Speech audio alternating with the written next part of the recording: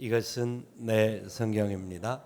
나는 성경이 말씀하는 모든 것을 믿습니다. 나는 하나님의 자녀이며 성경 속에 있는 모든 약속들도 내 것이고 성경이 할 수 있다고 한 모든 일들을 나는 할 수 있습니다. 나는 지금 영원 불변한 하나님의 말씀을 받습니다. 내 생각은 깨어 있고 내 마음은 열려 있습니다. 지금 받으려 하는 하나님의 말씀으로 인해 분명히 나는 변할 것이고 성장할 것입니다. 할렐루야. 아멘. 오늘 말씀은 부모님을 공경하는 삶이라는 제목으로 함께 말씀을 나누고자 합니다. 미국의 어느 시골 어려운 살림을 살았던 어머니와 한 외아들이 살았습니다. 어머니는 불철주야 열심히 노력하여서 아들을 공부를 시켰습니다. 낮에도 일하고 밤에도 삭바느질하는 그런 일이었던 것 같습니다. 졸업을 할 때, 고등학교를 졸업을 할 때 이 아들이 수석으로 졸업하게 되었어서 큰 상을 받게 되었는데 어머니는 그 졸업식장에 갈 수 없다고 이야기합니다. 실제로는 갈 수 없는 급한 일이 생긴 게 아니라 입을 옷이 아마 제대로 없었던 것 같습니다. 그래서 아들에게 누가 되지 않도록 하기 위해서 가기 어렵다고 말하니까 아들이 절대로 그럴 수 없다고, 어머니가 없는 졸업식장이 무슨 의미가 있고 3년 동안 내가 1등을 하는 것이 무슨 의미가 있냐라고 하면서 강권하여서 결국 졸업식장에 참석하게 되고, 그래서 그 영광스러운 상을 받고 어머니 몸에게 금메달을 걸어드리면서 어머님의 사랑을 잊지 않겠다라고 다짐했던 학생이었습니다. 그가 열심히 어머니의 그 사랑을 알고 열심히 노력하고 열심히 준비하여서 미국의 제28대 대통령이 되었습니다. 대통령이 되고 난 이후에 그는 1914년도에 상하원 의원들의 동의를 얻어서 5월 둘째 주일을 어머니 주일로 지키게 결정을 하였습니다. 미국이 이 결정을 한 이후에 전 세계적으로 복음이 전거되어지는 곳에 어머니 날, 어버이 주일, 어머니 주일, 어버이 주일로 확대되어 갔던 놀라운 사실을 기억할 수 있습니다.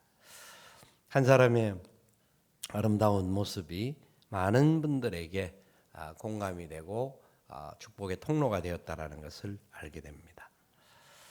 반면에 이 세상에서 태어나서 우리는 누구에게 화를 제일 많이 낼까요? 엄마들이지만 따님들이잖아요. 다. 누구에게 제일 많이 화를 냈어요? 화 안 냈죠, 한 번도. 누구에게 화를 제일 많이 냈을까요? 통계적으로 확실하게 나온 것은 1위가 엄마라고 합니다. 엄마는 특별히 딸내미들이 화를 많이 내요. 엄마인데 뭐 하면 모른다고 하고 이렇다고 저렇다고 하면서 그런 이야기를 한다고 합니다.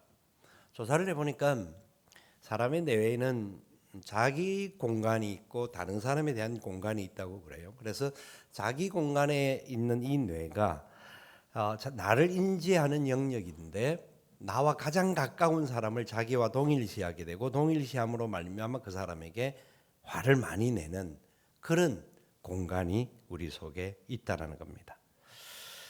나와 다른 존재로서가 아니라 나와 한 몸이라고 생각해서 그런 면도 있기는 하지만 실제로는 그 모든 것 또한 상처가 되고 고통이 된다라는 겁니다.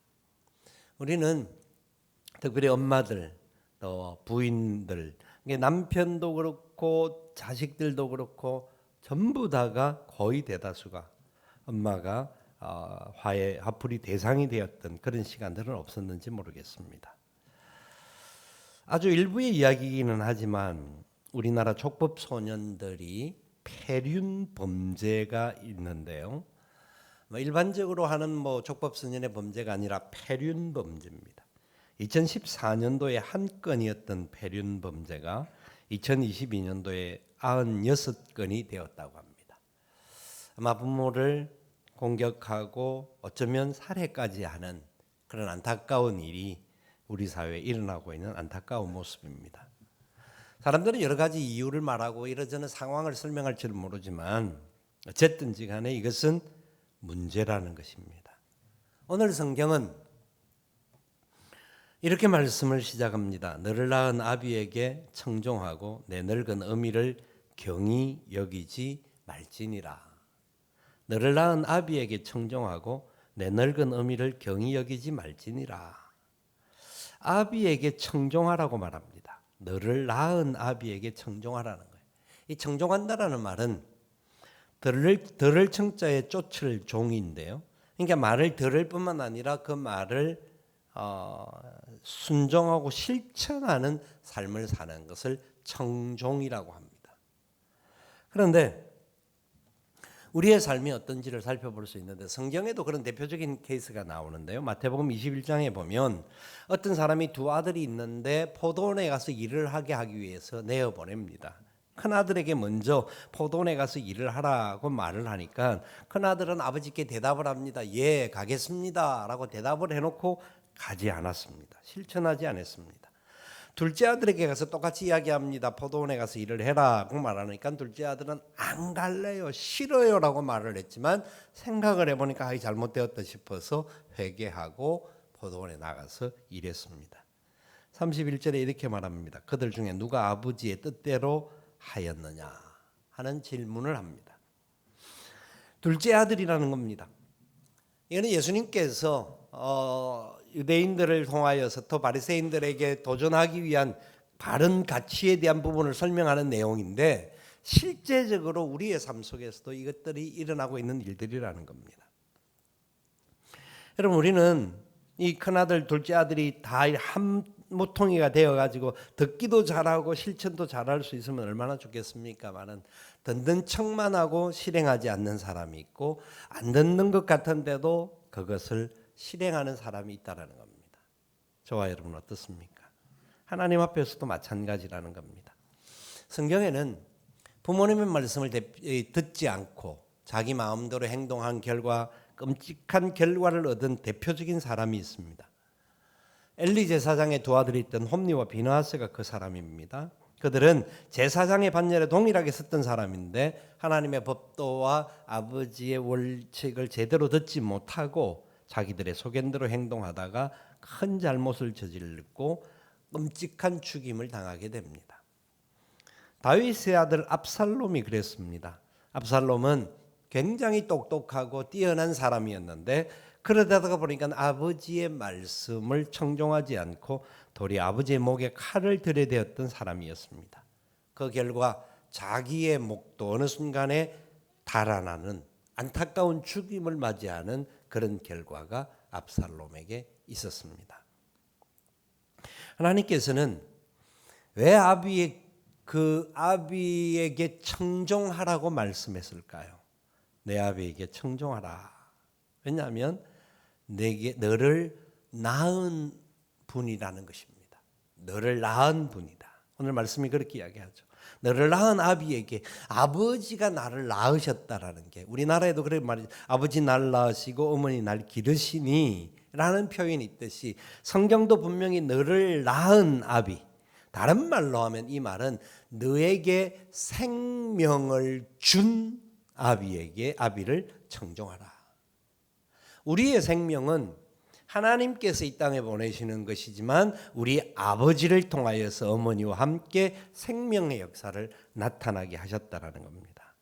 그렇기 때문에 네게 생명을 준 아비를 청종한다. 대단히 중요한 겁니다. 근데 이게 어느 시간이었는지를 살펴보면 뒤에 부분에 보면 이 말씀이 의미가 이해가 됩니다. 내 늙은 어미를 경히 여기지 말지니라. 늙은 어미라는 말은 경제적으로 사회적으로 모든 면에 연약함을 갖는 분을 이야기합니다. 나이가 젊었을 때는 아이들을 키우기 위해서 어머님들이 얼마나 열심히 노력을 합니까? 그리고 어느 정도 나이가 들고 이제 아이들이 장가가고 시집가고 이렇게 하면 모든 세상의 자식들은 자기 친정엄마를 찾습니다. 찾아서 내 새끼까지 봐달라고 맡기고 갑니다. 어느 정도 힘이 있으니까 그 아이들을 봐주는 것이 어머니들의 인지상정의 이야기죠. 그런데 그 정도가 아니라는 겁니다. 그때도 뭐 경이 여기는 사람도 있겠지만 그 상황이 이제 더 이상 그 어떤 것도 할 수 없는 상황이 되었을 때, 병이 든다든지 늙어서 아무것도 할 수 없는 그 상황이 되었을 때도 어머니를 경히 여기지 말지니라. 이 어머니를 경히 여기지 말지니라는 말이 늙은이라는 말이 붙었는데, 이 말은 앞에 부분에도 붙어야 된다고 생각합니다. 늙은 아비의 그 말도 청종해야 한다 하는 이야기입니다. 우리는 어느 순간에 보면 내가 잘나서 내 힘으로 내 능력으로 무슨 행동을 한 것 같이 착각할 때가 많습니다. 코끼리는 늙어 죽음이 임박하게 되면 다른 코끼리들이 눈치채지 못하도록 조용히 빠져나가서 아무도 모르는 곳에서 조용히 그리고 쓸쓸하게 죽어간다고 합니다. 어쩌면 우리가 살고 있는 이 세상의 모습을 보여주는 것은 아닌가 하는 안타까운 마음이 들기도 합니다. 독일의 속담 중에서 한 아버지는 10자녀를 기르는데 10자녀는 한 아버지를 섬기지 못한다 하는 말이 있습니다. 이 말은 독일만의 이야기는 아닐 것입니다. 동서고금 모든 곳에 이 말이 동일하게 적용되는 사회라는 것을 보여줍니다.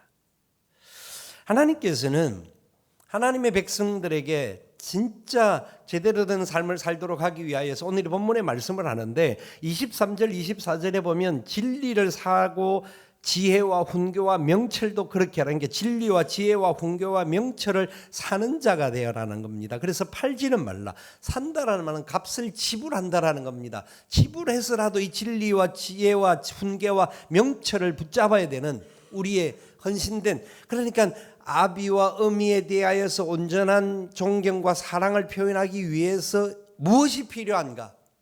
23절 24절이 그것을 말하는 겁니다. 그래서 의인의 아비는 크게 즐거울 것이요 지혜로운 자식을 낳은 자는 그로 말미암아 즐거울 것이다.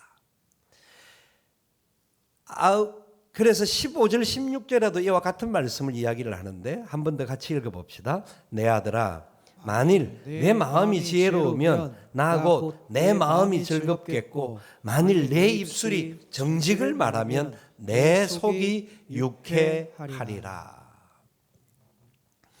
지혜로운 자는 아비의 말을 청종하고 늙은 어미를 경히 여기지 않는다라는 겁니다. 지식과 진리와 하나님의 원리에 사는 사람들은 내 소견에 옳은 대로 사는 사람이 아니라 하나님의 법도대로 살았다고 생각한다고 한다면, 아니면 거꾸로 말하면 우리가 부모님들을 제대로 공경하지 못한다는 것은 지혜가 없다라는 겁니다. 지혜가 없기 때문에 온전한 공경을 하지 못한다라는 것입니다. 성경에 등장하는 인물 중에서 아버지가 자기를 제단의 제물로 바치기 위하여서 끌고 올라가서 묻기도 하였고 칼로 내리치려고 했던 사람이 있습니다. 그 나이가 적은 나이가 아니었습니다. 홀로 길을 가를 정도고 그 제물 올라가서 아버지에게 항거할 수 있는, 왜냐하면 아버지가 자기보다 나이가 100살이나 많으시기 때문에 그렇게 강한 힘을 가진 분은 아니실 수 있었습니다.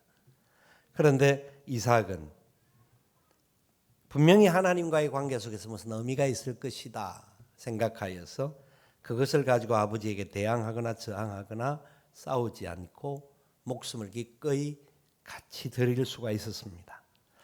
이런 사람들을 찾기는 쉽지가 않을 것입니다. 그러나 그 부분을 통해서 이삭은 예수 그리스도의 십자가의 역사를 온전히 상징하는 대표적인 인물이 되었습니다. 뿐만 아니라 형제들에게 미움을 받고 노예로 팔려서 죽을 고생까지 다 하는 과정 속에서 마침내 형들까지도 용서하고 부모님들 아버지를 불러서 끝까지 효도했던 요셉의 이야기가 있습니다. 어쩌면 형들을 미워하고 아버지에 대하여서도 어떻게 저렇게 행동할 수 있는, 어쩌면 자기의 마음대로 행동할 수 있는 부분이 있었겠지만 이 사람에게는 진리가 있었고 지혜가 있었고 명철과 하나님의 훈계가 그 속에 있었던 겁니다. 그래서 요셉은 온전하게 하나님의 뜻을 순종하는 멋있는 믿음의 사람으로서 우리에게 가까이 있다라는 겁니다. 세상은 효도를 말을 하는데 유교에서도 효를 말합니다. 근데 유교에서 효를 말하는 것 중에 입신양명과 출세에 대한 이야기가 같이 나옵니다. 입신양명을 하고 출세를 하면 부모님께 효도하는 거니까 그것도 맞는 말이에요. 그런데 그렇게 효도하는 부분을 가지고 효도를 할 때에는 비록 부모님에게 제대로 하지 못할지라도 성경에 나오는 고르반 이야기와 마찬가지와 같은 그런 조금 다른 각도지만 그런 부분으로 상쇄시키는 것이 있습니다. 그런데 성경은 뭐라고 말하냐? 오늘 이 본문의 말씀뿐만 아니라 우리가 너무나 잘 아는 에베소서 6장 1절 말씀에 이렇게 이야기를 합니다. 주 안에서 너희 부모에게 순종하라. 주 안에서. 우리는 다른 이유 때문에가 아니라 예수를 믿는 사람이라고 한다면 무조건 주님의 말씀을 기억하고 주님 안에서 부모님에게 순종하라는 겁니다. 효도하고 공경을 다해야 한다는 겁니다. 잘 알고 계시죠? 예수를 믿는 우리들이 무엇보다도 효도한다는 것은 얼마나 중요한 일인지 모릅니다. 그런데 우리의 부모님들이 항상 우리 마음에 맞는 것은 아니잖아요. 어떤 때는 못마땅한 것도 있고 어떤 때는 답답하기도 하고 어떤 때는 참 기가 차기도 하고 뭐 그럴 수도 있습니다. 어려움이 있다고 한다면 이게 다 부모님들의 문제가 있어서 우리에게 왜 이렇게까지 어려움을 줬는지 하는 안타까움을 가지고 발부둥치는 사람들도 있습니다. 20년 전에쯤 나온 20년 채 안 됐습니다. 영화에 이런 장면이 나옵니다. 하나 한번 보도록 하겠습니다.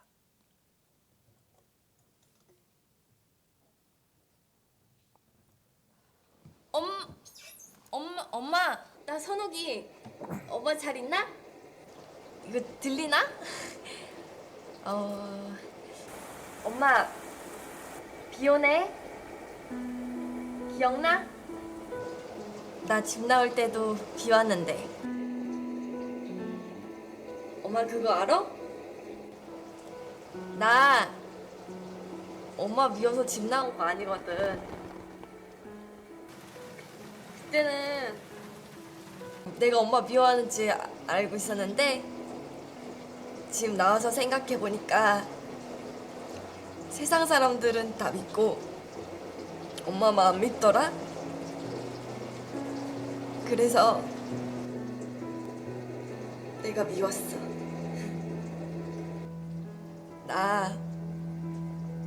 내가 너무 미워가지고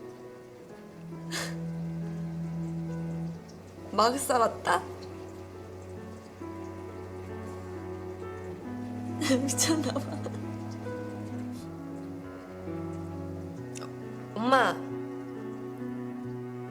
나 비 오는 날이면 항상 엄마가 해주던 그 부침개 해보거든. 근데 이렇게도 해보고 저렇게도 해봐도 그때 그 맛이 안 나더라.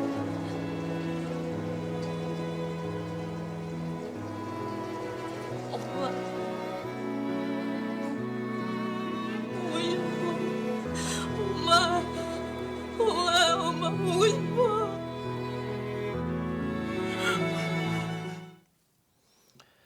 어쩌면 여러 가지 어려운 환경 때문에 가출할 수밖에 없었고 그것 때문에 불평도 많이 했을 테지만 세월이 지나가서 보니까 우리 자신들이 얼마나 어리석은 존재인 것을 알게 되는 겁니다. 우리는 뭐 우리 부모님들이 우리를 키우실 때 어떤 패턴이 아니라 젊은 세대들은 훨씬 더 자식들을 잘 키우는 것 같습니다. 너무나 애지중지하고 대화도 많이 하고 인격적으로 대하고 그러는데 그와 반해서 부모님들에 대한 자세들은 과거보다는 못하지 않을까 하는 생각을 해봅니다. 아이들이 질문을 하면 무슨 말이든지 끝까지 인격체로 대하면서 대답을 해주고 우리 아들이 혹시라도 무언가 상처를 받으면 안 될까 싶어서 끝까지 인격적으로 대하면서 대답을 해주는 것이 요사이 부모님들 같아요. 나이가 드신 부모님들이 만약에 어떤 질문을 할 때에 금세 까먹고 또 질문을 하면 몇 번까지 답을 해주시면서 끝까지 인내하시면서 차근차근 인격적으로 대하십니까? 금방 지나면서 그것도 모르냐고 그걸 까먹냐고 어쩌자 그러냐고 하며 혹시 내 자신이 더 잘났다고 생각하면서 그렇게 말하지는 않습니까? 우리 부모님들은 우리가 어렸을 때 다 그 이야기를 다 들어주셨고 행해주셨던 분이십니다. 부모님들은 우리가 조금만 잘하면 세상 앞에 막 떠들면서 내 자식이 얼마나 잘난지 모른다라고 얼마나 우리 아들이 공부를 잘했는지 모른다고 하면 막 자랑하고 뭔가 조금만 잘 되면 막 가면서 진짜 보면 너무 우스운 이야기들도 막 떡해갖고 사람들 나누어주고 이런 일들이 있습니다. 왜냐하면 자식을 향한 사랑이기 때문에 그렇죠. 반면에 부모님들은 우리 자식들이 말을 안 듣고 사고를 치고 문제가 있는 그런 삶을 사는 경우가 혹 있을지라도 어떤 때는 마음이 너무 힘들고 너무 상처가 되지만 그런데 그것을 마음에 품고 절대로 포기하지 않은 것을 보게 됩니다. 전부는 아닐지는 모르지만 대다수의 부모님들이 그렇습니다. 우리가 부모가 되고 우리가 어른이 되고 나니까 이 사실에 대해서 조금씩 더 알아가는 것 같습니다. 여러분, 저와 여러분들은 어떻게 부모님들을 즐겁게 해드려야 할까요? 어떻게 해야 될까요? 가장 중요한 것은 부모님을 직접 즐겁게 해드릴 수 있어야 합니다.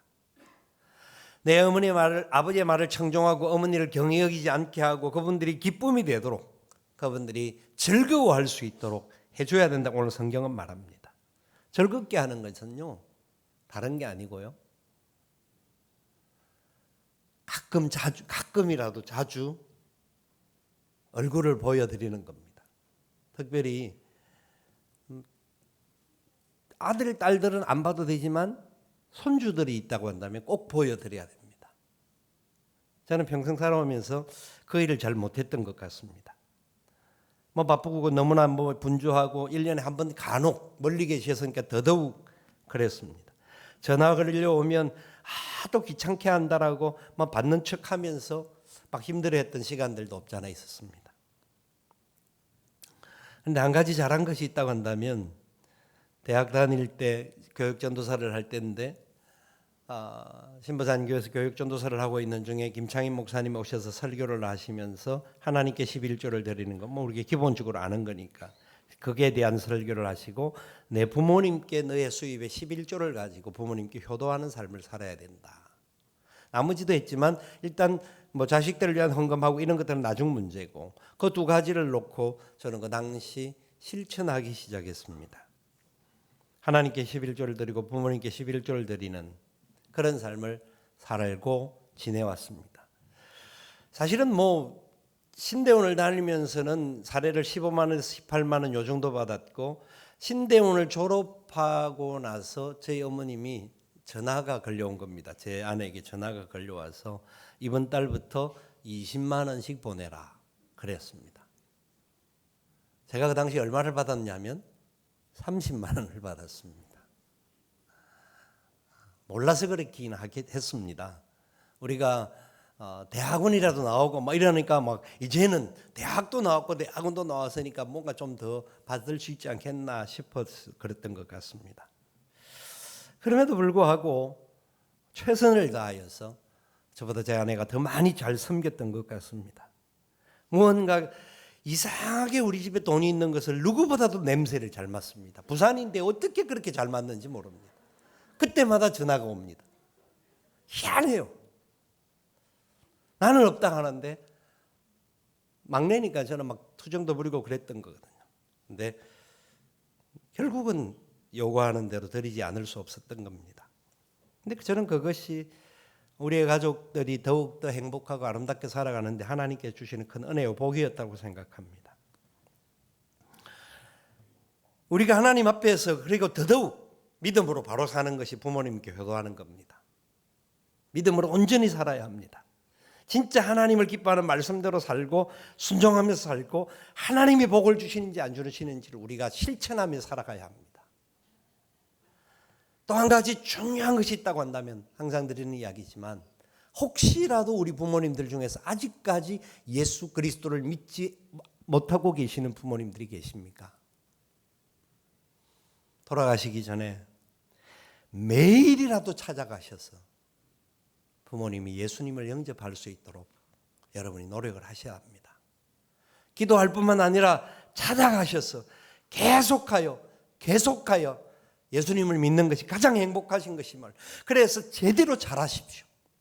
진짜 예수 믿는 사람답게 예수 믿으니까 뭐도 주고 다 아낌없이 주는 저 아들을 보니까 진짜 예수님이 살아계시구나 하는 것을 보여주셔야 합니다. 매일 찾아가기 어려울 것입니다. 지방에 계신 분들은 더더욱 힘들 것입니다. 그러면 가끔이라도 가더라도 부모님께 말씀드릴 뿐만 아니라 그 지방에 있는 그 어머님 아버님이 살고 계시는 동네의 교회 목사님들을 찾아가십시오.